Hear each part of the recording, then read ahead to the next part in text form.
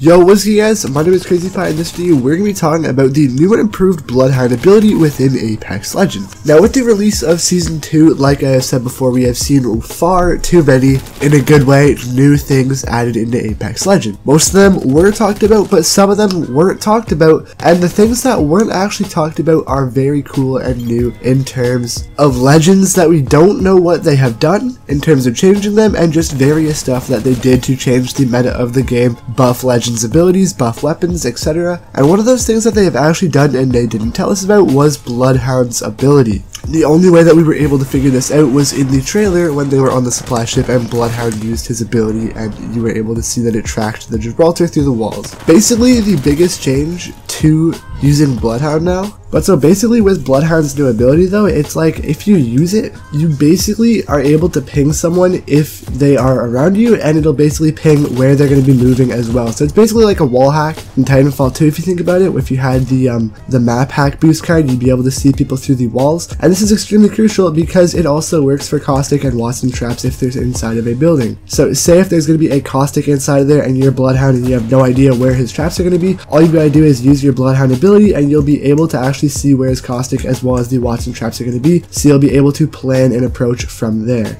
Now it'll only really ping them for about 1 to 2 to 4 seconds around there, so you really only get like 2 seconds of being able to see where they're going to be, which isn't really that helpful. But if you are, say, on a supply ship, you'll be able to see where the enemies are moving and which direction they're going, which is obviously going to be very crucial. But the biggest point in my opinion is being able to see the caustic traps as well. And if you have his ultimate ability, it's pretty much the exact same thing. You basically just go into like a full smoke screen and you can see red all around you, which is kind of sick. So if you're going onto a balloon and you're using Bloodhound's new ability, it works pretty well because you're able to obviously, see everyone in a distance, and it's just pretty sick, if you're using Bloodhound and you can see where enemies' traps are. And I honestly think after a while, Bloodhound is actually going to be a pretty top tier legend, especially in ranked play, because if you're trying to push into somewhere, say bunker, and you just get like this free ability where A, you can track people's footsteps, so you can have an easier time of not getting third partied, and you can also see where enemy traps are, which is honestly going to be super sick, except for if you have like a well placed caustic or Watson trap. But if you see a trap through the door that you know is going to be there, then you know that there's not going to be any point of rushing it because you can see on the map. I think after a while though, Watson as well as Bloodhound are going to be two pretty top tier legends. Watson, Caustic, and Bloodhound I think would be a pretty good team because both of them are support, and then you also have Bloodhound to support the team as well. So if you use your traps properly as well as if you use Bloodhound's ultimate properly, you can pretty much